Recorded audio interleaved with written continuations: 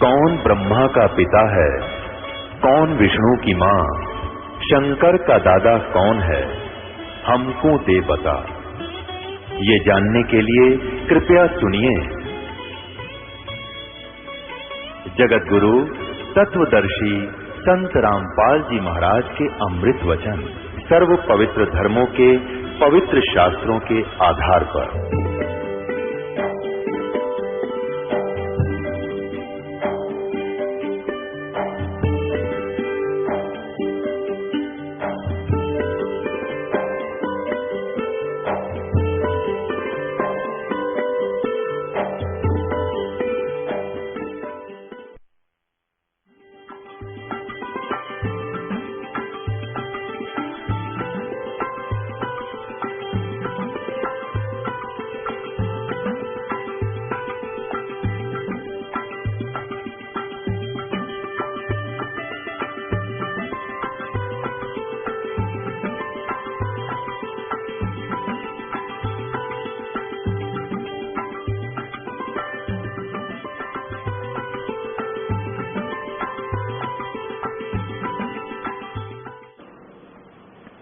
सर्व सोने की लंका होती रावण से रणधीरम, एक पलक में राज विराजी जम के पड़े जंजीरम। भक्ति बिना क्या होते हैं ये भरम रहा संसारे, रति कंचन पाया नहीं रावण चलती बार।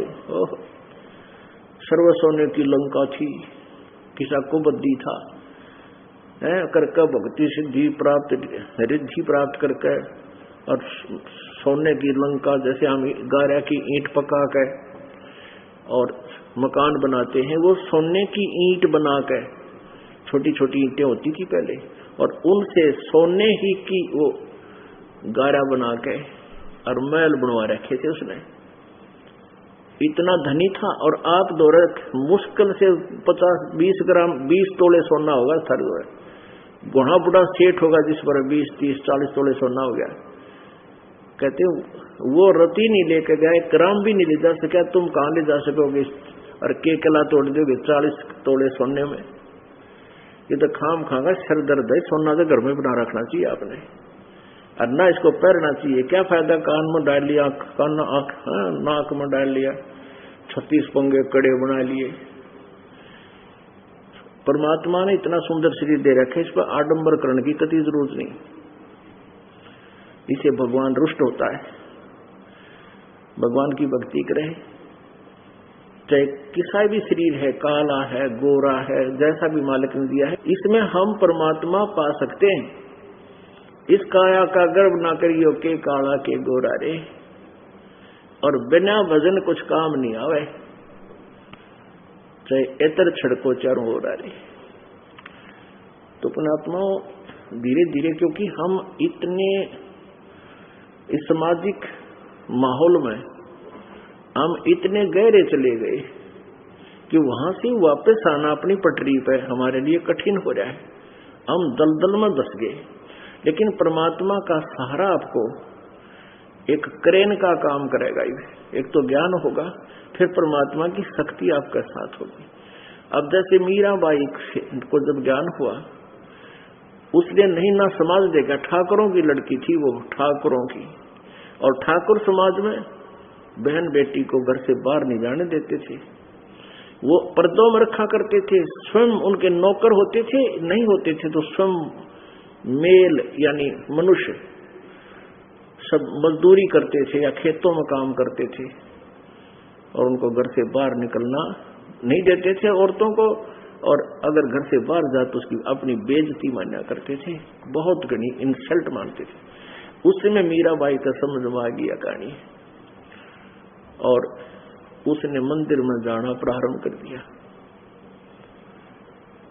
बहुत विरोध हुआ, मां भी लड़ी, पिताजी ने भी खूब धमकाई, लेकिन नहीं मानी।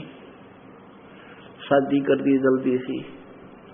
शादी करने के बाद भी उसका पति बहुत अच्छी आत्मा का था, उसने भी उसकी आत्मा को दुखा नहीं, और राजा था इसलिए उसको कोई टोक नहीं सका, उसका रास्ता खोल दिया भगवान ने। वह मंदिर में जाने लगी। 1-2 नौकरानी साथ भेज देता उसका पति, फिर दुर्भाग्य साथ रहता है, वो पति की मृत्यु होगी। देवर ने बहुत कुफर तो ले घर से बाहर जाना बंद कर दिया, लेकिन वो रुकी नहीं, फिर भी जाती रही। फिर उसी संघर्ष में परमात्मा मिल गए।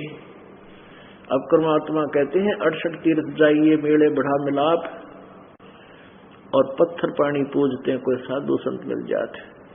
एक दिन मीराबाई जा रही थी मंदिर में, रास्ते में परमात्मा कहते 100 साल सिद्धर मैं करूं अपने जन के काज। कबीर परमेश्वर और रविदास जी अमूमन साथ रहा करते थे, वहां सत्संग कर रहे थे उसी रास्ते में जहां से मीराबाई मंदिर जाती थी। उस दिन मीराबाई ने वो सत्संग सुनने को मिल गया, उसकी बुद्धि बदल गई। फिर परमात्मा वहां लीला करते थे, क्योंकि अपनी प्यारी आत्मा को निकालना होता है। वहां हफ्ते हफ्ते 2-2, 3-3 दिन सत्संग करा करते थे। और मीराबाई फिर सत्संग में जान लाएगी। उसके देवर ने उसको मारना चाहा, विष पिलाया, नहीं मरी। विष का न्यू प्याला पीगी कति पूरा, बगैर किसी में मिक्स किए। और सर्प भेजा था मीराबाई को मारने के लिए, गहनों के आभूषण के डिब्बे में, बॉक्स में। वो आभूषण का डिब्बा जब खोला मीराबाई ने, उस काले सर्प का आभूषण गहना यानी हार बन गया। इसके बावजूद भी वो उसका जो देवर था वो राजा बन गया था भाई की मृत्यु के उपरांत। उसने अपनी बेइज्जती समझी कि विधवा भाभी सत्संग में जाती है, रात्रि के समय भी जाती है, इज्जत का नाश हो गया। मारना चाहे उसको मार दूं, इतना भयंकर होती है लोग लाज। मारना चाहे लेकिन मालिक जिसके ऊपर हाथ है, कहते हैं जाको राखे साहिया मार सके ना को, और बाल ना बाका कर सके थे जग बैरी हो। तो मीराबाई इधर ऊपर लाज, इनका इतिहास देख लो। परमात्मा जिसके साथ है उनका कोई कुछ बिगाड़ नहीं सका। तो उस आखिर में जब उसकी माँ ने कहा कि मीराबाई तू सत्संग में जाना छोड़ दे, दुनिया हमारी बहुत ऊंची नीची बातें करती है, तो मीराबाई ने कहा था कि सत्संग में जाना मेरा ना छूटे, चाहे जड़ का मरो संसार। यानी हमने इस स्थिति पर आना पड़ेगा जब भगवान का लाभ लेना है। 2 दिन में आ जियो चाहे 10 दिन में आ जियो, और घना समय व्यर्थ करके आ जाना। और फिर क्या होगा कि समाज आपके साथ होगा, क्योंकि हम जिस दिशा में चल रहे हैं वो सबसे श्रेष्ठ और आसान रास्ता है, मार्ग है। इससे मोक्ष भी होगा, घर में सुख भी होगा, परमात्मा का सहयोग भी मिलेगा। और जैसे हम विवाह करते थे, ड्रामाबाजी करते हैं, डीजे बजावे, पंगा पावे, कितने का आभूषण बनवावे, उन्हें चोर निकाल ले जाए, फिर टक्कर मार करो। तो इसे पंगे में पा क्यों दे? ब्याह करना है, बच्चों का संस्कार तो भगवान ने जोड़ रखा पहले। हमारी ड्रामाबाजी तो ब्याह नहीं होता, ये तुम्हारी बकवादें हैं। सारा परिवार नाचन लग गया, वैसे ही नाचा करती जिनको स्पेशल बदनाम औरतें होती थी, आज सरेआम नाचती हैं। लज्जा खत्म हुई, मर्यादा का नाश होया। और फिर ठेकेदार बन रहे, हम बड़े इज्जतदार हैं। बाप नाचे, बेटी नाचे, उसकी पत्नी नाचे, भाई नाचे, और सारे बेटे नाचे, और सरेआम गली में बेशर्मी का अंत हो दिया। और फिर ये डीजे बजावे, पंगा पावे, सीधा साधा करना है, बच्चों का संस्कार जोड़ना है, जोड़ दो। वतन से बेटी पराई होती है, वतन से, कि हम अपने बच्चे का आपके बच्चे से विवाह करते हैं, हो गया। 5-4 आवे, उनका खाना खिला दे, सिंपल जैसा हो, चाहे हलवा बनाओ, खीर, वो अलग बात है, लेकिन वो उसी उपलक्ष्य में नहीं। कभी भी अतिथि के लिए हम अच्छा भोजन वैसे भी बनाते हैं, वो उद्देश्य हो, और फिर बच्चों का ब्याह कर दे। उसमें कुछ भी फालतू नहीं देवे, एक फॉर्मेलिटी नहीं, हृदय में जगह ना हो। लेने वाला ने सोचा मैं अपने ऊपर कर्ज नहीं लूंगा, कर्ज क्यों करूं इनका। और भगवान ने, परमात्मा ने अपने बच्चों को जो देना है वो उनकी भक्ति के प्रतिफल से, फिर कुछ भी कसर नहीं छोड़ेगा, परमात्मा साथ रहेगा। तो अब जैसे विवाह कर रहे थे, बहुत से परमाणु से मिलते हैं, पहले दिन तक नाचे कूदे थे, अगले दिन बारात गई, रास्ते में दुर्घटना होगी, वो दूल्हा मारा गया, मृत्यु होगी। अब पहले दिन तो नाचे कूदे बेगन तार रहे, दारू पीवे, सारा फंड कर रहे और फिर टक्कर मार करो। तो परमात्मा बार बार याद दिलाते हैं, साधु संत भी बताते हैं। जैसे नानक साहब जी कहते हैं, ना जाने काल की कर डारे, किस विध डल जा पास आवे, और जिनाते सत्य मौत खुड़क दी, उन्होंने केड़ा हंसावे। हम नशे में हैं, हमारे ऊपर त्रिगुणमयी माया का जबरदस्त प्रभाव है, जिसके कारण हम इतना, हमारे ऊपर दबाव है, इतना नशा है कि हम न्यूना बिरा काल न बिजली गिर जाएगी, कल को कुछ भी हो सकता है। हम सोच रहे अभी नहीं मरेंगे, और जो आज मर रहे हैं वो क्या उसने सोच रखा था कि हमारी ऐसे इतनी शीघ्र मृत्यु होगी। पुण्यात्माओं, इस सत्संग के जो एंटीबायोटिक ये वचन है, इनसे ये नशा उतरेगा। और जिसका ये नशा नहीं उतरता तो काम गड़बड़ ढोरा भी मतलब आवा है यहाँ पर। जिसका ये बात हृदय में उतर नहीं रही, जिनका ये कसक नहीं हो रही कि मैं करने के आया था, करके रहा हूं, अब भी विकार करते हो, कोई और उठपटांग करते हो, मर्यादा भंग करते हो, फिर समाज को देखकर उसी तरह आप चल पड़ते हो, तो आपकी वो भांग उतरी को ना। और ये उतारने के लिए ये सत्संग सुनाए जाते हैं, परमात्मा का आदेश आपके समक्ष रूबरू किया जाता है, इसका पालन करना आपके लिए अनिवार्य है। तो प्रसंग चल रहा है कि परमात्मा परमेश्वर कबीर देव जी यहाँ आते हैं, तब अपना एक लीला करते हैं और वो हमें सिखाते हैं, उदाहरण देते हैं कि तुमने जब भगवान चाहिए तो मेरे की तरह रहो। एक निर्दंडाणक जुलाहे की भूमिका बुनकर कपड़ा बुना करते थे, सूत दड़ी का होता था, काट कर देते थे, उस सूत को फिर परमात्मा खड्डी बना करके, जैसे जुलाहे काम करते थे, एक लंबी खड्डी होती थी, उसमें एक दो डंडे से गाड़ लिया करते थे, उसका सूत पहले तो लपेटा करते, पूरा नुआ जाकर आकर पूरा लपेटा करते, और फिर एक एक धागा उसके अंदर से नली के द्वारा ऐसे एक ऊपर न उठाया, फिर सूत नीचे का, फिर ऊपर का, फिर नीचे का, फिर उसको निकालते थे, फिर दूसरा धागा ऐसे रहते थे। और परमात्मा कहते हैं इससे कठिन काम और नहीं हो सकता। कितना बड़ा 30-40 20-30 फुट का 50 फुट का थान बनाना, और एक एक तार पोक है, पहले तन्नू ऐसे पूरने और फिर उनके अंदर से धागे निकालने, और फिर वो पूरा हो, और फिर उस थान की बुनाई प्राप्त हो, वो जो बनता था कपड़ा, उसकी केवल मजदूरी मालिक प्राप्त किया करते थे, 1 आना 2 आना, और फिर उससे अपना गुजारा करके दिखाया। तो लेकिन भगवान नहीं भूलते थे, एक लीला करते थे, वे अपना काम भी कर रहे हैं और कहते हैं मैं सुमन भी कर रहा हूं, मैं काम भी कर रहा हूं, अपना दैनिक कार्य भी कर रहा हूं और सुमन भी कर रहा हूं।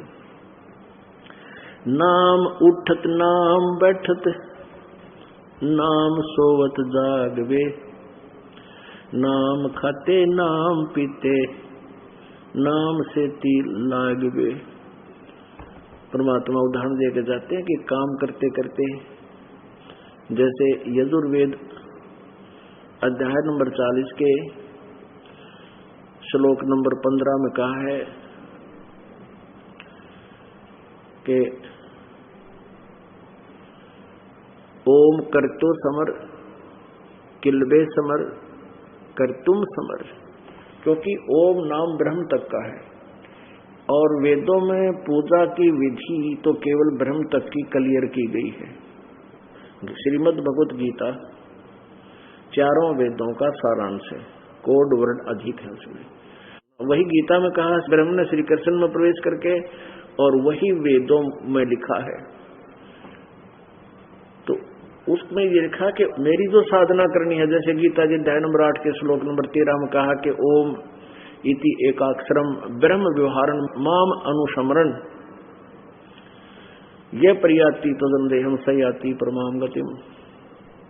माम ब्रह्म, मुझ ब्रह्म का एक ओम अक्षर है, नथिंग एल्स, और जो इसका अंतिम श्वास तक शरीर छोड़ते समय श्रवण करता हुआ जाता है, यानी आखिरी सांस तक अभ्यास करता हुआ इसका सिमरन करता है, स याति परमाम गतिम, वो मेरे वाली ओम से मिलने वाली राहत को प्राप्त करता है, उस गति को प्राप्त करता है। फिर श्रीमद् भगवद गीता अध्याय नंबर 17 के श्लोक नंबर 23 में कहा कि सच्चिदानंद घन ब्रह्म, जो श्रीमद् भगवद गीता अध्याय नंबर 8 के श्लोक नंबर 1 में अर्जुन ने पूछा किम तत्ब्रह्म, वो तत्ब्रह्म कौन सा जो आपने 7वें अध्याय के 29वें मंत्र में श्लोक में गीता जी में कहा है कि उस तत्ब्रह्म को जानकर सारे आत्म ज्ञान को समझने के पश्चात प्राणी केवल जरा और मरण से छूटने का प्रयत्न करता है। तो वो पूछा 8वें अध्याय के प्रथम मंत्र में श्लोक में गीता जी में अर्जुन ने कि किम तत्ब्रह्म, फिर वो तत्ब्रह्म कौन है जो आपसे भी अलग है। उसके विषय में गीता ज्ञानदाता ने कहा कि तीसरे श्लोक में 8वें अध्याय के में कि वो परम अक्षर ब्रह्म है। तो उस परम अक्षर ब्रह्म की जो साधना करने के लिए मंत्र बताया है कि 17वें अध्याय के 23वें श्लोक में कि ओम तत्सत इति निर्देश है ब्रह्मण त्रिविध समर्थ ब्राह्मणा तेन वेदा च यज्ञा विहिता पुरा। उसका क्या अर्थ है कि ओम तत्सत, ये सच्चिदानंद घन ब्रह्म का एक ओम तत्सत ये मंत्र है 3 अक्षर का। ये निर्देश है, फाइनल फैसला है, नथिंग एल्स, और कोई मंत्र नहीं है जो आप ओम नमः शिवाय, ओम भागवते नमः शिवाय, ओम भागवते नमाय आदि ये जो समन करते हैं, और हरे कृष्ण राधे श्याम सीता सीता सीताराम राधे श्याम राधे श्याम राधे, ये कोई मंत्र नहीं है। विष्णु स्तोत्र आप करते हैं, ये मनमुखी आप ऋषियों का बनाया हुआ है, ये भगवान का मंत्र नहीं है, भगवान का गॉड गिवन नहीं है। गॉड गिवन ये मंत्र है ओम, ये ब्रह्म का, और तत्सत ये गुप्त है, ये दास बता सकता है। परमात्मा पूर्ण ब्रह्म ने ही ये 2 मंत्र यहाँ लाकर दिए हैं, और ये अपने विशेष भगत जो दृढ़ भगत को ही परमात्मा प्रदान करता है, उसको क्लियर करता है, और उसको आगे दान करने का आदेश भी वही देता है। और वैसे इस उसके आदेश बिना अगर कोई इन मंत्रों को अब वर्तमान में ये क्योंकि अब क्लियर कर दिए, इनको कोई स्वयं गुरु बनकर देने लग जाएगा, वो दुश्मन होगा मानव समाज का, क्योंकि वो अनधिकारी है। एक अनधिकारी से आप लाइसेंस बनवा लो ड्राइविंग, उसको चला के दिखाओ गाड़ी, फिर देखना क्या होगा। तो और ये मालिक का प्राप्ति करनी एक मनुष्य जीवन की सफलता, और ये दुश्मन बीच में प्रभुता के भूखे हैं, महाराज को आने के लालची और पैसे का इकट्ठा करने के लालच में ये दुष्ट आत्मा गुरु बन बैठते हैं, और भगवान के उन प्यारी आत्माओं को मालिक से 100 कोस दूर कर देते हैं, क्योंकि फिर वो जीवन बर्बाद हो जाता है, ना जाने कहाँ जन्म होगा फिर उनका, उस मनुष्य जीवन बर्बाद हो जाता है। तो ये ओम तत्सत ये मंत्र है 3 मंत्र का। ओम तत्सत ये कोई जाप नहीं है। कुछ अज्ञानी संत ओम तत्सत हरि ओम तत्सत, हरि और लगा दिया गया इसके, हरि ओम तत्सत जाप करो। वो कति अज्ञानी है, उनको ज्ञान नहीं है, वो आपका जीवन बर्बाद कर रहे हैं और अपना भी नाश कर रहे हैं अपने जीवन का। ओम तो ब्रह्म का जाप है, और तत् ये पर ब्रह्म कहो, इसे अक्षर पुरुष कहो, ये गुप्त है, ये तत् सांकेतिक है, ये दास बताएगा उसका ओरिजिनल मंत्र। और सत्य भी सांकेतिक है, क्योंकि गीता ज्ञानदाता इन मंत्रों से अपरिचित है। इसलिए उसने गीता जी अध्याय नंबर 4 के श्लोक नंबर 34 में कहा है कि जो ज्ञान चौथे अध्याय के 32वें श्लोक में आपको बताया है कि सच्चिदानंद घन ब्रह्म ब्रह्मण मुखे, सच्चिदानंद घन ब्रह्म की वाणी में बहुत विस्तार के साथ अनुष्ठानों की जानकारी कही गई है, वो तत्व ज्ञान है। उस तत्व ज्ञान को तू तत्वदर्शी संतों के पास जाकर समझ, वो फिर तत्वदर्शी संत तुझे उस परमात्म तत्व का ज्ञान कराएंगे। इससे सिद्ध है कि गीता ज्ञानदाता अल्पज्ञ है, इसको पूर्ण मंत्र का ज्ञान नहीं, इसको पूर्ण कंप्लीट मोक्ष मार्ग का ज्ञान नहीं है। इसलिए ऑप्शन छोड़ दिया वो तत्वदर्शी संतों के लिए। उसकी पहचान बता दी कि तत्वदर्शी संत कैसा होगा 15वें अध्याय के गीता जी के मंत्र नंबर 1 में, कि ऊपर को जड़ नीचे को शाखा वाला ये उल्टा लटका संसार रूपी वृक्ष है, और इसके पेड़ के जो सभी विभाग कौन कौन प्रभु हैं, इन सब छंदों को भिन्न भिन्न बता देगा स वेदविद, वो तत्वदर्शी संत है। और वो कौन थे? स्वयं कबीर देव कबीर साहब, जो सन 1398 ज्येष्ठ सुदी पूर्णिमा को सतलोक से चलकर आए, एक शिशु रूप धारण किया, जो उनकी लीला में, वो लीला होती ही है, ऐसा ही करते हैं जिसका वेद गवाही दे रहे हैं, आंखों देखा संत बता रहे हैं। तो वो उन्होंने जब आए कमल के फूल पर शिशु रूप धारण किया, फिर एक निसंतान दंपत्ति उनको ले जाते हैं। उसी दुल्हा दंपत्ति के घर पर मालिक ने अपनी लीला की परवरिशवाड़ी बड़े होने की, फिर दुल्हे का काम करने लगे। वो आए इसी उद्देश्य से थे कि मेरे से गरीब कोई नहीं हो सकता, निर्धन, और मैं भी परमात्मा पाऊंगा, तो आप जी भी परमेश्वर की कुछ रीस करो, मेरी नकल करो, मेरा अनुसरण करो, इस माया के चक्कर में अपना जीवन बर्बाद ना करो। और फिर परमात्मा ने ये भी भ्रम निवारण कर दिया कि मेरे बताए मार्ग पर अगर चलोगे तुम, और दान धर्म भी साथ करते रहना, चाहे कोई इतना गरीब हो, दान में पीछे मत रहना, धर्म मत छोड़ना, भक्ति ना छोड़ना, कम ना करना, तो फिर तुझे कभी आवश्यकता पड़ेगी किसी प्रकार की भी। परमात्मा कहते हैं इतनी डिमांड करना मेरे से, साईं इतना दीजिए जिसमें कुटुंब समावे, हम भी भूखे ना रहें, अतिथि ना भूखा जाए। तो कबीर परमेश्वर दुल्हाए का कार्य करते थे, साथ में यथार्थ ज्ञान का प्रसार करते थे, जिससे इन नकली ऋषि महर्षियों की, जिन्होंने महर्षि की खाल ओढ़ रखी थी, गधे के ऊपर शेर की खाल डाल रखी थी, परमात्मा ने वह खाल उतार कर दिखा दी उनकी कि ये शेर नहीं है, इनकी वाणी, क्योंकि गधे और शेर का आवाज से पता लगता है। तो ऐसे ऋषि और अऋषि का, संत और असंत का, विद्वान और अविद्वान का उसके अनुभव की वाणी से ही पता लगता है। तो वो आवाज से पता लगता है ये गधा है या शेर, यानी संत है या असंत।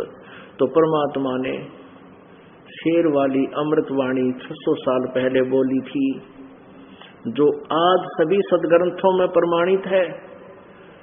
और वो नकली शेर, नकली ऋषि महर्षि संत मंडलेश्वर परमात्मा का विरोध किया करते थे कि ये झूठ बोलता है, ये अशिक्षित है, इसने संस्कृत भाषा नहीं आती है, कबीर झूठा है, इसकी बातों में मत आना। इसके साथ साथ परमात्मा को मारना चाहा, बहुत बड़े जुल्म किए, पता नहीं कितने परमात्मा के मारने के ओछे हथकंडे अपनाए, लेकिन समर्थ का वो बिगाड़ कुछ नहीं सके।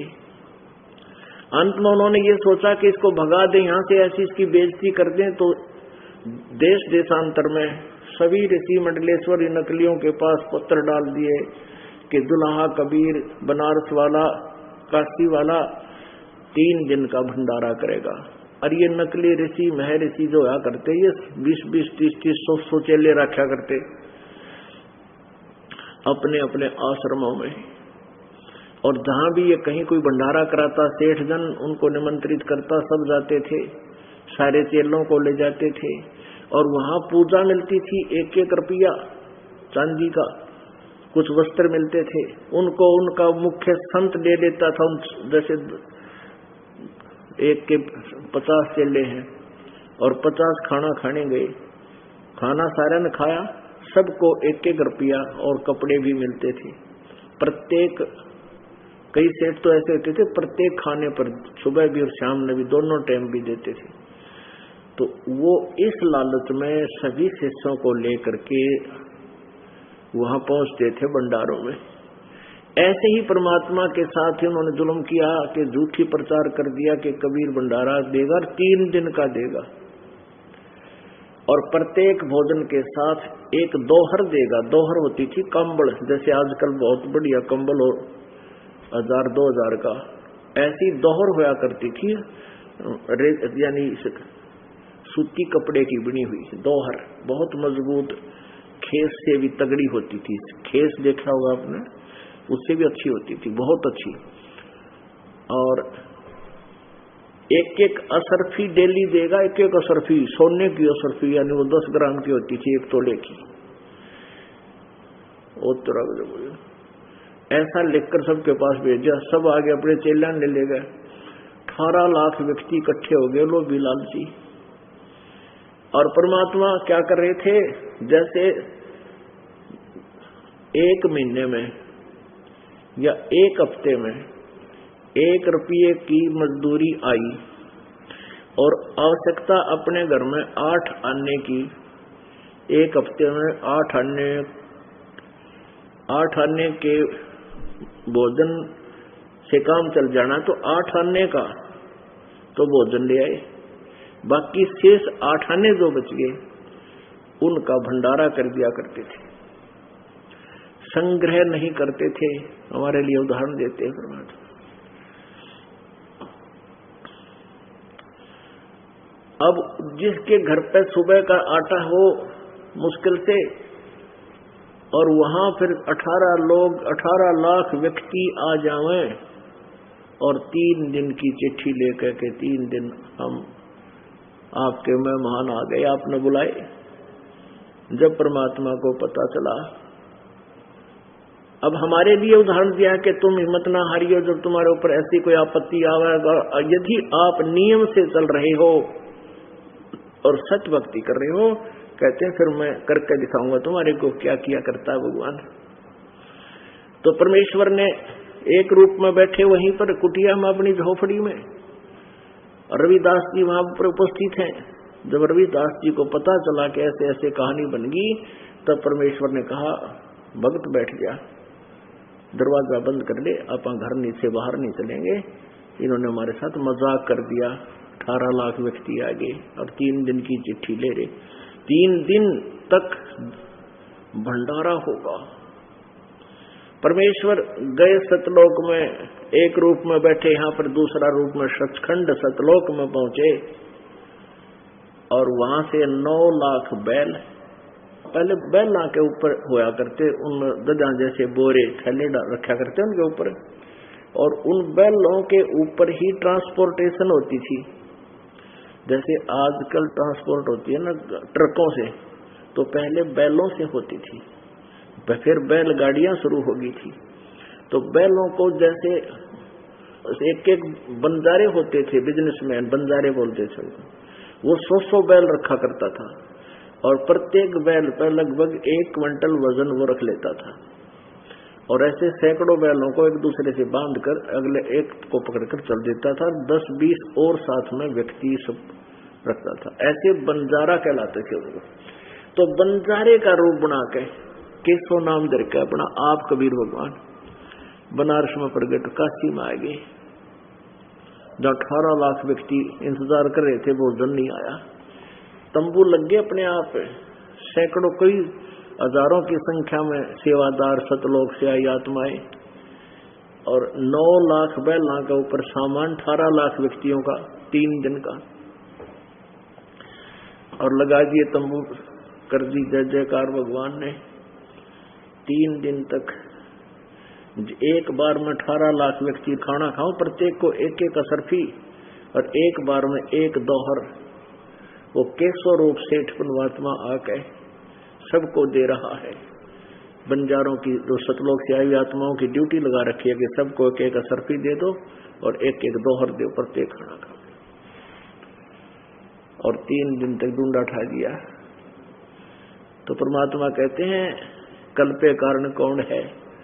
तुम तो छोटा सा कोई, जैसे आपने संकल्प कर लिया मेरा यूं काम हो जा, और ना हुआ तो आप विचलित हो जाते हो, क्या लाभ हुआ, मैंने पाठ भी करा लिया, जोत भी चढ़ा दी, इसे उलाने देने लग जाते हो। ये भक्ति मार्ग नहीं है। परमात्मा कहते हैं कल्पे कारण कौन है, कर सेवा नहीं काम, तो निष्काम से भाव से लगा रहे पूजा कर, जैसे मैंने साधना बताई है, और मन इच्छा फल देवेगा जब पड़े धनीते काम। अब वहां धनी का काम था 18 लाख व्यक्तियों को 3 दिन तक राजा भी रोटी नहीं खवा सकता, तो कितना सेठ बना रहा अपने आप पर, कोई सेठ भी नहीं कर सकता। और वो भोजन जो सतलोक से आया, तो पुण्यात्मा कबीर परमेश्वर है, वो पूर्ण परमात्मा है। उनकी साधना से, उनकी भक्ति से ही हमें ये सब लाभ होगा, और वो स्वयं ही ये लीला करने आते हैं। और प्रसंग चल रहा है कि चारों वेद इस परमात्मा की जो ना साक्षी दे रहे हैं कि वो परमेश्वर ऐसी लीला करता है। और वो लीला केवल परमेश्वर कबीर जी ने की है। किसी इतिहास दिखा दो किसी संत का या किसी भगवान का जिसको हम भगवान मानते थे। वो सतलोक से चलकर आता है, शिशु रूप धारण करता है, और जब वो शिशु रूप में प्रकट होता है, उनकी परवरिश की लीला यानी कुंवारी गायों के द्वारा होती है।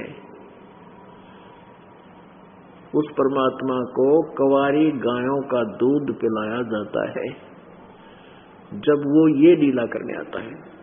तो उस परमेश्वर ने 600 वर्ष पहले जब लीला की थी, नवजात शिशु रूप धारण करके यहाँ आए थे, ब्लैर तारा तालाब पर कमल के फूल पर प्रकट हुए थे। नीरू नीमा नाम के एक मुसलमान जुलाहा उठा ले गए थे, वो निसंतान थे। 25 दिन के हो गए थे प्रभु परमेश्वर कबीर देव जी, वो शिशु रूप में, लेकिन कुछ भी आहार नहीं कर रहे थे। मुंह बोली माता नीमा बहुत चिंतित हुई और आखिरी अंतिम फैसला कर लिया कि यदि ये बालक मर गया तो साथ मरूंगी। तब अंतर्यामी परमात्मा ने सोचा मैं तो कौन मरूं, पर यह जरूर मर जाएगी, या कुछ भी नहीं खा रही, 10 दिन हो गए, 15 दिन से। तो उसी समय परमेश्वर ने लीला की, शिव जी को प्रेरणा की, शिव मंडल से, शिवलोक से आए एक साधु रूप बना के नीमा से पूछा क्यों रो रही है माता। नीमा ने सारी कहानी बताई कि पहले तो हमारे संतान नहीं थी, और ये नीरू नीमा भले ही मुसलमान बन गए थे, लेकिन ये उसी जन्म में हिंदू थे, ब्राह्मण थे। मुसलमानों ने जबरदस्ती इनको मुसलमान बना दिया था। भले ही ये मुसलमान बन गए थे, पर भगवान शिव के बहुत ज्यादा पुजारी थे पहले। भगवान शिव की चाह इनके हृदय से गई नहीं थी। कोई भी आपत्ति आती थी भगवान शिव से ही समाधान मांगते थे। भगवान शिव जी को बहुत याद किया रोती रोती ने, तो परमेश्वर कबीर जी ने प्रेरणा की, शिव जी वहां उपस्थित हुए साधु रूप में। नीमा ने फिर सारी कहानी बताई कि ऐसे ऐसे एक बालक मेरे भगवान शिव जी ने मुझे दिया, हम 60 वर्ष की आयु के हो गए थे, अभी तक कोई संतान नहीं थी। मेरे भगवान शिव ने मेरे पर रहम की और यह संतान दी, पुत्र दिया, और अब ये मरेगा, साथ मैं मरूंगी। इसमें मेरी ममता घनी होगी, मेरा मोह घना हो गया, मैं जी नहीं सकती अब। फाइनल फैसला, क्योंकि अंतर्यामी सारी जानते ही अब ये सचमुच ये गलती गड़बड़ करेगी। तब परमात्मा ने समाधान किया। परमेश्वर कबीर जी को जो ही शिव जी को के चरणों में डालना चाहा, नीमा ने, परमात्मा आकाश में स्थिर हो गए, जमीन से 5-6 फुट की ऊंचाई पर, और दूरी पर शिव जी से 5 फुट की दूरी पर आसमान में झूल रहे हैं, हवा में। तब शिव जी ने ऐसे हाथ किया, गोद में लेना चाहा, तब उनके हाथों में आगे भगवान 25 दिन के नवजात शिशु के रूप में प्रकट परमात्मा। तब 25 दिन के बालक ने शिव जी से कहा कि आप एक कुंवारी गाय मंगवाओ और उसके ऊपर आप आशीर्वाद भरा हाथ रख दो, वह कुंवारी गाय दूध देगी। ऐसा ही हुआ। उसके बाद वो परमात्मा वह दूध पीने लगे उस कुंवारी गाय का। ऋग्वेद मंडल नंबर 9 सूक्त नंबर 1 मंत्र नंबर 9 में स्पष्ट किया है कि वो शिशु रूप में प्रकट परमात्मा की परवरिश की लीला। अभी अधन्या धेनवा, अधन्या माने बिना धनाई, अभी माने पूर्ण रूपेण, अभी अधन्या कति कंवारी, धेनो माने गौओं द्वारा उसकी परवरिश की लीला होती है। वो कुंवारी गायें दूध देती हैं और परमात्मा उस दूध को पी करके लीला में शरीर में बड़े होते हैं। अपने आत्माओं, हमने परमात्मा को पहचानना है। एक सौदागर है, भैंसों की सौदागरी करता है और उसको पूरी पहचान होती है अपनी भैंस की, ये कैसी प्रवृत्ति की है, कैसी प्रकृति है इसकी और कितना दूध ये दे सकती है, उसकी पूरी जांच पड़ताल करके जब दूध भैंस लेकर आता है और हम भगवान लेने चल पड़े हैं और हमारे को किसी ने चाहे एक पत्थर का टुकड़ा पकड़ा दिया, ये भगवान है, हम उसके नाम अच्छे लाएंगे। किसी ने किधर जगन्नाथ में बता दिया, किसी ने अमरनाथ में बता दिया, किसी ने किसी गुफा में बता दिया, हमारे धक्के खाने चले गए। किसी ने बताया मथुरा में भगवान में लगा क्योंकि श्री कृष्ण जी वहां लीला किया करते थे। हमारी बुद्धि काम नहीं कर रही थी कि श्री कृष्ण जी तो मथुरा छोड़कर द्वारका चले गए थे। इन आपदाओं से घबरा के कभी जरा सिंह लड़ रहा है, कभी शिशुपाल लाठी ठा रहा है, कदे काल्यवन आ गया सेना लेकर। काल्यवन जब मर गया तो उस सैनिकों ने कहा कि हम फिर आते हैं राजा चुनकर तुझे देखेंगे। तब श्री कृष्ण जी ने सोचा यहाँ तो रोजाना का लठ बजाना पड़ेगा, रोजाना की झगड़े, इस स्थान को त्याग देते हैं। तो इतनी दूर चले गए द्वारका में, जंगल में, उसमें समुद्र में जाकर, और बीच में बहुत बड़े जंगल होते थे, पहाड़। इसे गुप्त स्थान पर लेकर चले गए अपने कुल के लोगों को, यादव कुल को, और वहां पहुंच गए, वहां रहने लगे। अब वो मथुरा में भगवान ने कल्याण न हुआ, तुम वहां कल्याण करना चाहते हो, उनका गुजारा नहीं हुआ। वो तो छोड़ गए उस स्थान को जहां इतने नालायक लोग रहा करते, परेशान करते थे भगवान को, और हम वहां भगवान ढूंढने जावे, देख बुद्धि मारी जा रही है हमारी। तो पुण्यात्माओं, परमेश्वर कबीर देव जी को हमने पहचानना है। हम बहुत बड़ा सौदा करने निकले हैं। इस जीवन के एक श्वास की कीमत, ओहो, इस जीवन के एक श्वास की कीमत परमात्मा कहते हैं, कबीर देव जी कहता हूं कई जात हूं और कहूं बजा कर ढोल, और सांस जो खाली जाते हो 3 लोग का मोल। या तो कम से कम कीमत बता दी परमात्मा ने, सिंपल वेत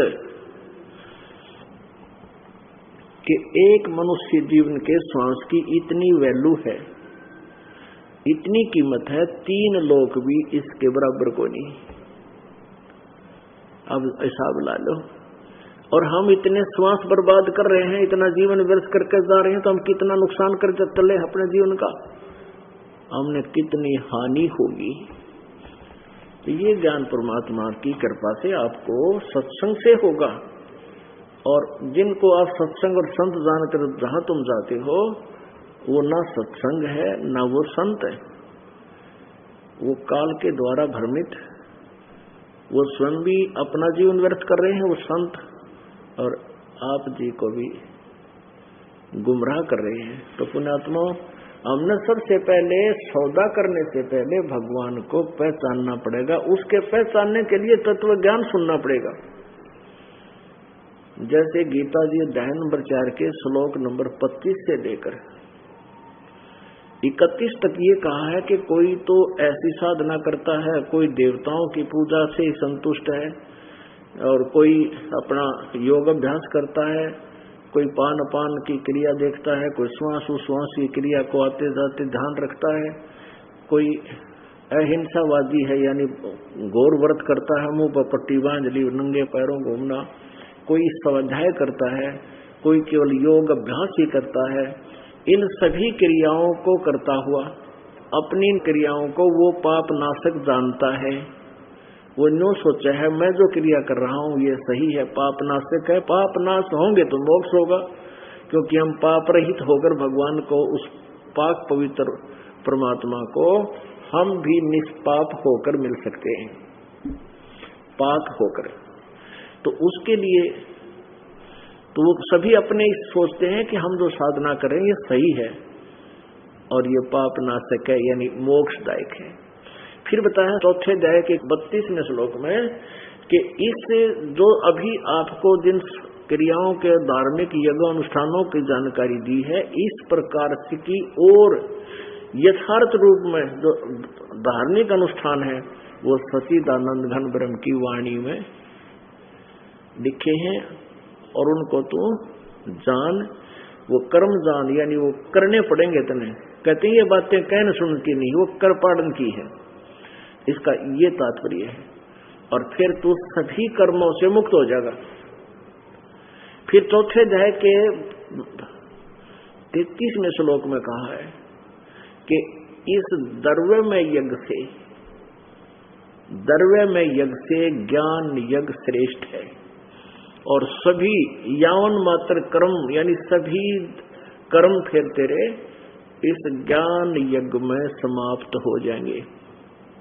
इसका भावार्थ क्या है कि तू आंख मीच के अंधाधुंध कहीं किसी को दान कर देता है, कहीं कोई धर्मशाला बनवा देता है, कहीं कोई प्याऊ खुलवा दी, और कहीं की तो मंदिर का लठ कटवा दिया, कहीं भंडारे करवा दिए, कोई तो कंबल बांट दिए। कहता है ये जो तू आंखें बंद करके इस तरह द्रव्य माने जो धन से होने वाले अनुष्ठान आप जी कर रहे हो, इससे ज्ञान यज्ञ श्रेष्ठ है। सबसे पहले तू तत्वदर्शी संतों से जाकर वो ज्ञान सुन। चौथे जाके 34वें श्लोक में जो सच्चिदानंद घन ब्रह्म की वाणी में चौथे जाके 32वें श्लोक में कहा है, उस ज्ञान को समझ। आंख मीच के दान धर्म, ये पैसे देने से कोई लाभ नहीं होगा, कुपात्र को दिया हुआ दान धर्म व्यर्थ होता है। तो फिर कहा है उस यानी द्रव्यमय यज्ञ से धन व्यय करके जो तुम धार्मिक अनुष्ठान करते हो, उस आंख मीच कर करते पहले तो ज्ञान यज्ञ श्रेष्ठ है, वो तत्व ज्ञान सुन ले। और उस तत्व ज्ञान में फिर तेरी सारी ब्रह्मणा भटकना मिट जाएगी। जो तू अपनी मनमर्जी से कितना कुछ कर रहा है, वो ऐसे मत कर। उस तत्व ज्ञान को चौथे में जाएगा 34वें श्लोक में कहा, गीता जी में चौथे जाएगा 34वें श्लोक में, वो तत्व ज्ञान जो सच्चिदानंद घन ब्रह्म की वाणी में है, वो कबीर वाणी में है, उसको तत्वदर्शी संतों के पास जाकर समझ। उनको दंडवत प्रणाम करने से, उनकी प्यार से सेवा करने से, श्रद्धा से, विनम्र भाव से प्रसन्न करने से वो तत्वदर्शी संत तुझे उस सच्चिदानंद घन ब्रह्म, उस परमात्मा की जानकारी बतावेंगे, तत्व ज्ञान सुनावेंगे। तो पुण्यात्मा ऐसे परमेश्वर लीला करता है और अपनी महिमा आप ही बताने के लिए वो परमात्मा यहाँ आते हैं।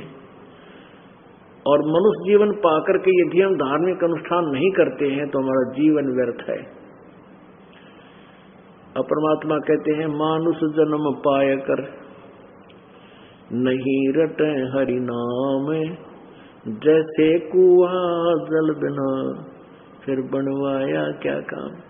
अब मनुष्य जीवन पाकर भगवान की भक्ति नहीं करते, व्यर्थ है उनका जीवन।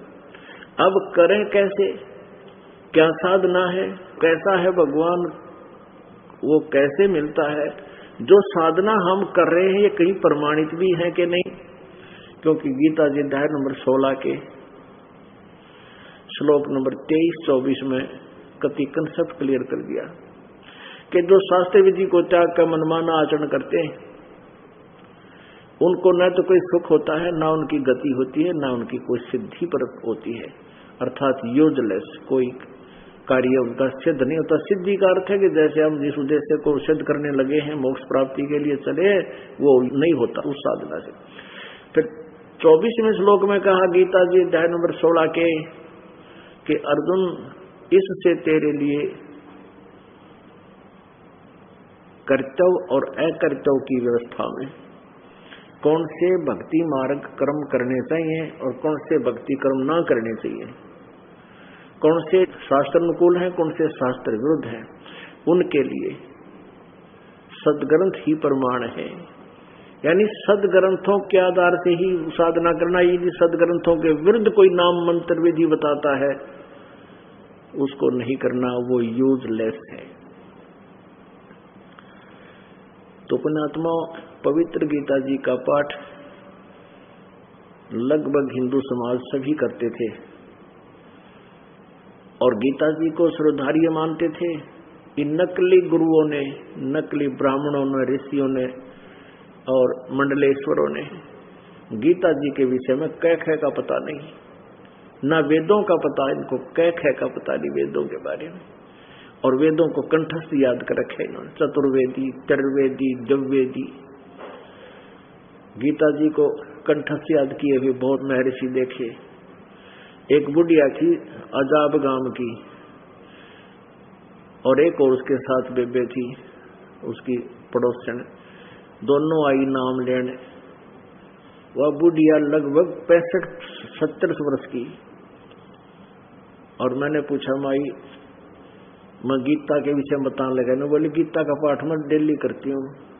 वह बुढ़िया वह अक्षर थोड़े बहुत जाने थी, हिंदी वाला मैंने सीख ली थी और पढ़ लेती हूँ, संस्कृत भी पढ़ लेती हूँ। दूसरे अध्याय को जिसमें लगभग 70-75 वो है 73 श्लोक है संस्कृत के, और सारी संस्कृत याद कर रही पूरे 73 के 73। बोली यो मेरा फेवरेट है अध्याय है। और एक के लगी मैं 12वें अध्याय का डेली पाठ करती हूँ, उसने वो गोट रखा। मैं बुढ़िया से कहने लगा सुना, उन्हें कर दिया शुरुआत पहले मंत्र तो डटी नहीं डटी, मैं बोला डट जा, रुक जाओ, ठीक है समझ में आ गई। अब ये है वो एक बुढ़िया अनपढ़ थी, केवल हिंदी सीख ली, फिर वह संस्कृत बोलना सीख लिया अभ्यास से, और उसने ये पता नहीं इसमें क्या लिखा गीता में, नौना बेरा मैंने क्या लिख रखा है इसमें, मन तो इस गोट रखा डेली करती हूँ। मेरे को बताया था गुरु ने, गुरु जी ने तो डेली पाठ करा कर तेरे सारे संकट दूर हो जाएंगे। मैं कोई होया संकट दूर, बुलाना होया कोई नहीं, तभी तो आज आपके पास आई।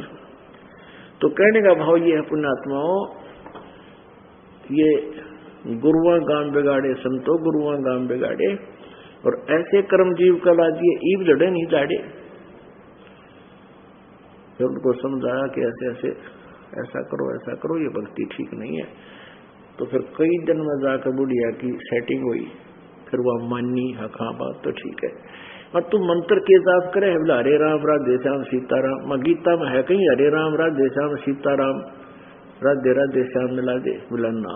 फिर कमाल की बात है, गीता जी में 8वें अध्याय के 13वें श्लोक में कहा है कि गीता ज्ञानदाता ब्रह्म के ओम इति एकाक्षरम ब्रह्म व्यवहारन माम अनुसमरन यह परियाति तजंदेहम सयाति परमाम गतिम। माम ब्रह्म मुझ ब्रह्म का ओम एक अक्षर है, नथिंग एल्स, और कोई मंत्र जाप नहीं करना चाहिए, और इसका अंतिम सांस तक करना है, तो मेरे वाली परम गति यानी ब्रह्म तक का सत्र का जो पूर्ण लाभ है इस ओम मंत्र से मिल जाएगा। इस ओम मंत्र से क्या लाभ होगा? ओम मंत्र का जाप ब्रह्म का है, और ब्रह्म की साधना करने वाला व्यक्ति ब्रह्म लोक में चला जाता है, और उसकी वहां सटे बहुत ज्यादा हो जाता है, और उसके बाद फिर वो ब्रह्म लोक में गया हुआ प्राणी भी पुनर्जन्म मृत्यु में आता है। श्रीमद् भगवद गीता अध्याय नंबर 8 के श्लोक नंबर 16 में कहा है कि ब्रह्म लोक पर्यंत ये सभी जन्म मृत्यु में है, पुनरावर्ती में। वहां जाने के बाद भी पुनः क्षीण होने पर वापस जन्म मृत्यु 84 लाख योनियों में आना पड़ता है। अब इस 8वें अध्याय के 16वें श्लोक में थोड़ा सा अनुवाद करता हूं, हेरफेर कर दिया। उसमें लिखा तो ये है कि जो ये नहीं जानते न विद्यते। अब विद्य धातु जो है ये विद्या का जानने का संकेत है। जो न विद्यते वो कहते हैं पुनर्जन्म न विद्यते। अब कहने का भाव ये है कि जो ये नहीं जानते वो मुझे प्राप्त होकर भी पुनर्जन्म में आते हैं, और ब्रह्मलोक तक गए हुए प्राणी भी पुनरावर्ती में है। यदि इसका अर्थ अज्ञानियों के आधार से कहें कि मुझे प्राप्त प्राणी फिर पुनर्जन्म नहीं होते, चौथे अध्याय के 5वें और 9वें और दूसरे अध्याय के 12वें श्लोक में ठोक कर कह रहा गीता ज्ञानदाता कि मेरे और तेरे बहुत जन्म हो लिए, तू नहीं जानता, आगे भी होंगे। तो यहां सीधा लिखा कि मेरा केवल एक वो मंत्र है ओम से जो परम गति होगी, ब्रह्मलोक प्राप्ति हो जाएगी। ब्रह्मलोक में गए हुए प्राणी भी फिर वापस जन्म मृत्यु में है, पूर्ण मोक्ष नहीं है। इसलिए गीता जी अध्याय नंबर 15 के श्लोक नंबर 17 में कहा कि उस सच्चिदानंद घन ब्रह्म की वाणी का मंत्र जो है, उस पूर्ण परमात्मा का मंत्र ओम तत्सत है। ओम भी उसमें इंक्लूड है, ब्रह्म की भी साधना है, फिर पर ब्रह्म की और परम अक्षर ब्रह्म की। ये तीनों मंत्रों से अलग अलग भक्ति कर्म बनते हैं और इन तीनों के ही अलग अलग साधना करने से हम पूर्ण मोक्ष प्राप्त करेंगे। अब गीता जी अध्याय नंबर 8 के श्लोक नंबर 5 और 7 में गीता ज्ञानदाता कहता है, तो मेरा भजन कर, मेरा नाम जाप कर। मेरा मंत्र ओम है। 8वें अध्याय के 13वें श्लोक में इसने बता दिया कि इसका तो साधना करेगा तो मुझे प्राप्त होगा, ब्रह्मलोक में आ जाएगा। तो युद्ध भी कर और साधना भी कर, मंत्र जाप भी कर, नाम जाप भी कर, मेरा सिमरण कर। और 8वें अध्याय के 8, 9, 10 3 मंत्रों में बताया है वो सच्चिदानंद घन ब्रह्म, उस परम अक्षर ब्रह्म की पूजा कर। 8वें अध्याय के प्रथम मंत्र में अर्जुन ने पूछा किम तत् ब्रह्म, उसके विषय में 8वें अध्याय के 3रे श्लोक में कहा कि वो परम अक्षर ब्रह्म है। गीता ज्ञानदाता कहता मेरे से अलग है कोई परम अक्षर ब्रह्म। तो 8वें अध्याय के 8, 9, 10 में उस परम अक्षर ब्रह्म सच्चिदानंद घन ब्रह्म की पूजा करने के लिए कहा कि उसके लिए बता तत्वदर्शी संतों की खोज कर। उसका मंत्र 17वें अध्याय के 23वें श्लोक होता है, वो ओम तत्सत 3 मंत्र का है। उसकी साधना करने वाला उस परम दिव्य पुरुष को प्राप्त होगा, उस परम अक्षर ब्रह्म को प्राप्त होगा। और 15वें अध्याय के 1 से 4 श्लोक में श्रीमद् भगवद गीता में कहा है कि तत्वदर्शी संत की ये पहचान है, वो सारे उल्टे लटके संसार रूपी वृक्ष की सभी विभागों को बताओगा। अक्षर पुरुष एक पेड़ है, निरंजनवा की डार, तीनों देवा शाखा, पात्र संसार। उस तत्वदर्शी संत की प्राप्ति के उपरांत परमेश्वर उस परम अक्षर ब्रह्म के उस परम पद की खोज करनी चाहिए, सतखंड के बारे में साधना करनी चाहिए, सनातन परम धाम की साधना करनी चाहिए, जहां जाने के बाद फिर लौटकर कभी संसार में नहीं आते, उनका पूर्ण मोक्ष होता है। इसलिए गीता जी अध्याय नंबर 18 के श्लोक नंबर 62 में कहा कि अर्जुन तू सर्वभाव से उस परमेश्वर की शरण में जा, उस परम अक्षर ब्रह्म की सच्चिदानंद घन ब्रह्म की शरण में जा, जिसकी कृपा से तू परम शांति और सनातन परम धाम, सनातन माने आदि अनादि, उस सदा सबसे पुराना सबसे पहले वाले लोग सचखंड में सदा रहने वाले शाश्वत स्थान में, शाश्वत माने कभी नाश न होने वाले स्थान पर सदा रहने वाले स्थान में, यानी सतलोक को, सनातन परम धाम को प्राप्त होगा, तेरा पूर्ण मोक्ष हो जाएगा। अब ये परम अक्षर ब्रह्म कौन है? अब परम अक्षर ब्रह्म ये पूर्ण परमात्मा है, कंप्लीट गॉड है, जिसके विषय में वेद भी प्रमाण देते हैं, जिसके विषय में वेद गुणगान करते हैं। और वेद में लिखा है कि वो कबीर देव है, वो कबीर परमात्मा है, जो सचखंड से गति करके अपने उस तीसरे ध्रुवलोक के तीसरे पृष्ठ से, जहां पर वो रहता है तीसरे धाम में, वहां से चलकर आता है। ऋग्वेद मंडल नंबर 9 सूक्त नंबर 86, 86, 26 और 27 में और 31 में भी इसका बहुत अच्छा विवरण है। ऋग्वेद मंडल नंबर 9 सूक्त नंबर 82 के मंत्र 1, 2, 3 में, ऋग्वेद मंडल नंबर 9 सूक्त नंबर 96 के 16 से लेकर 20, 21 तक, यजुर्वेद अध्याय नंबर 5 के मंत्र नंबर 1 और 32 में, और यजुर्वेद अध्याय नंबर 40 के मंत्र नंबर 8 में, और 17 में, और भी अनेक स्थानों पर, गिनती नहीं। अभी तो ये सिंपल से कुछ एक श्लोक आपको बताए जा रहे हैं। वेद तो भरा कबीर भगवान की महिमा से ही है। और परमेश्वर ने 600 वर्ष पहले कहा था कि वेद मेरा भेद है, पर मैं ना वेदन के माही, और जौन वेद से मैं मिलूं वेद जानते नहीं। यानी परमात्मा ने कहा था कि चारों वेद मेरी महिमा का गुणगान करते हैं, लेकिन मेरे पाने की विधि वेदों में नहीं है। वेदों में केवल ब्रह्म तक की साधना, यजुर्वेद अध्याय नंबर 40 के श्लोक नंबर 15 में लिखा है कि ओम करतु समर किलवे समर करतुम समर, केवल ओम नाम ब्रह्म तक का है। 8वें अध्याय के 13वें श्लोक में गीता जी में ये ब्रह्म कहता है माम ब्रह्म, मुझ ब्रह्म का केवल ओम इति एक अक्षर, ये एक ओम अक्षर है।